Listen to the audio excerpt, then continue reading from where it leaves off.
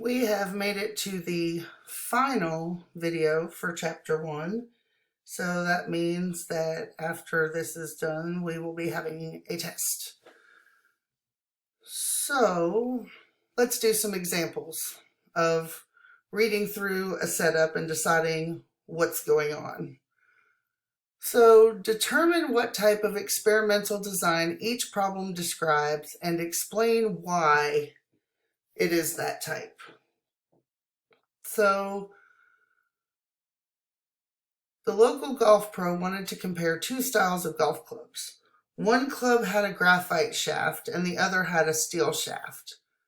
It's believed that the graphite shafts allow a player to hit the ball farther, but the manufacturer of the new steel shaft said the ball travels just as far with its new technology. To test the belief, the pro recruited 10 golfers from the driving range. Each player was asked to hit one ball with the graphite shafted club and one with the new steel shafted club. The distance the ball traveled was determined using a rangefinder.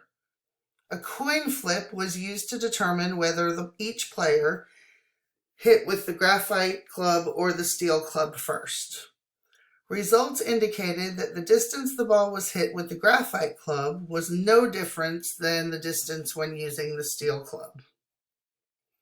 So what type of experimental design is this? Hopefully you realize that this is matched pairs. And the pairs are, each individual is matched against himself, but it's graphite shaft versus steel shaft.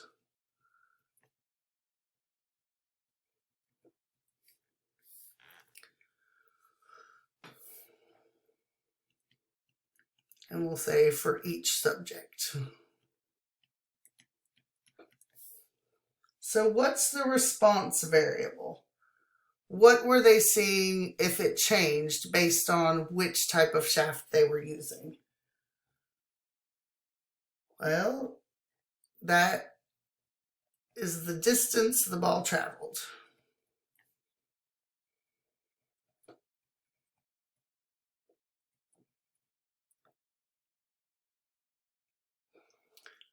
Okay.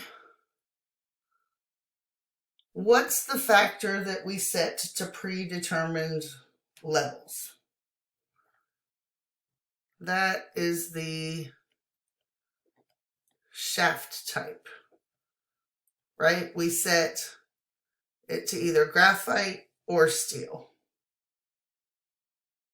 The treatment, remember, is all combination of factors that we're using. So what's the treatment? Is graphite versus steel shaft.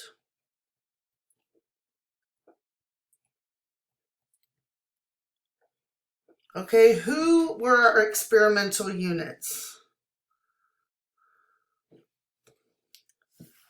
The experimental units were the 10 golfers from the golf range, right?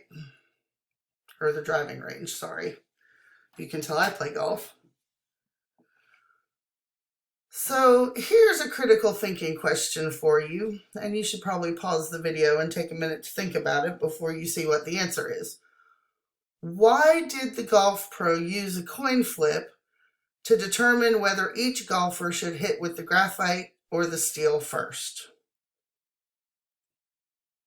And that's a coin flip for every golfer. So some golfers hit with the graphite first and some hit with the steel first. So the answer is to eliminate bias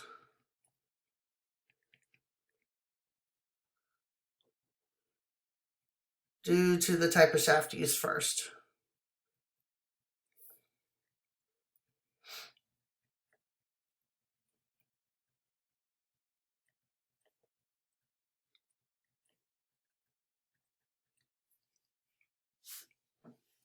Let's look at another example. Researchers wanted to evaluate whether ginkgo, an over-the-counter herb marketed as enhancing memory, actually improves memory in elderly adults as measured by objective memory tests. To do this, they recruited 98 men and 132 women older than 60 years who were in good health. Participants were randomly assigned to receive ginkgo, 40 milligrams 3 times per day, or a matching placebo. The measure of memory improvement was determined by a standardized test of learning and memory. After 6 weeks of treatment, the data indicated that ginkgo did not increase performance on standard tests of learning and memory, attention, and concentration. The data suggests that when taken following the manufacturer's instructions, ginkgo provides no measurable increase in memory or related cognitive function to adults with healthy cognitive function already. So what type of experimental design is this? Well, we have a key here.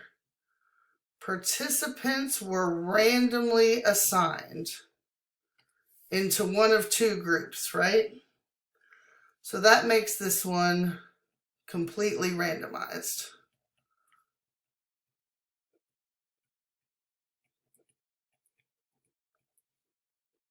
Okay, what's the population being studied?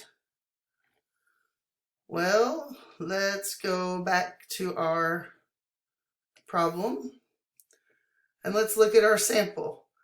They recruited 98 men and 132 women older than 60 years old and in good health.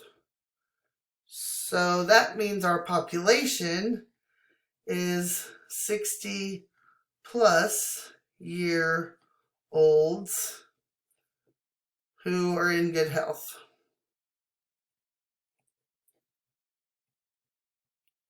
Whatever good health means. So what's the response variable?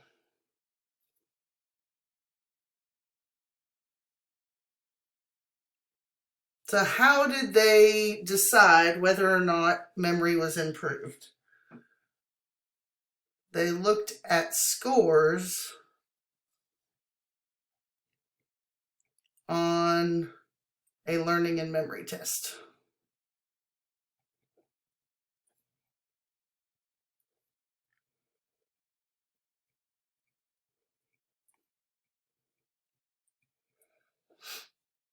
So that's our response variable. What's the factor we set to predetermined levels? Well, that's either the ginkgo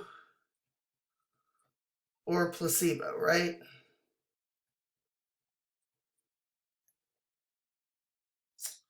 And the treatments are 40 milligrams of ginkgo 3 times daily, or the placebo. So it's our factor.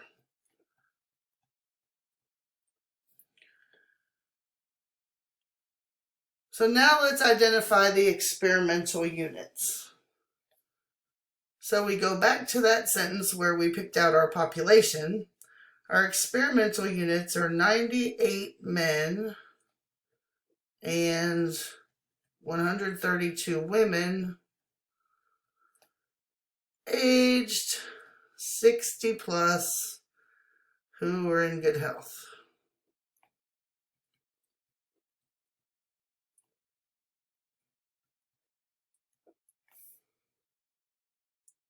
What's the control group in this study?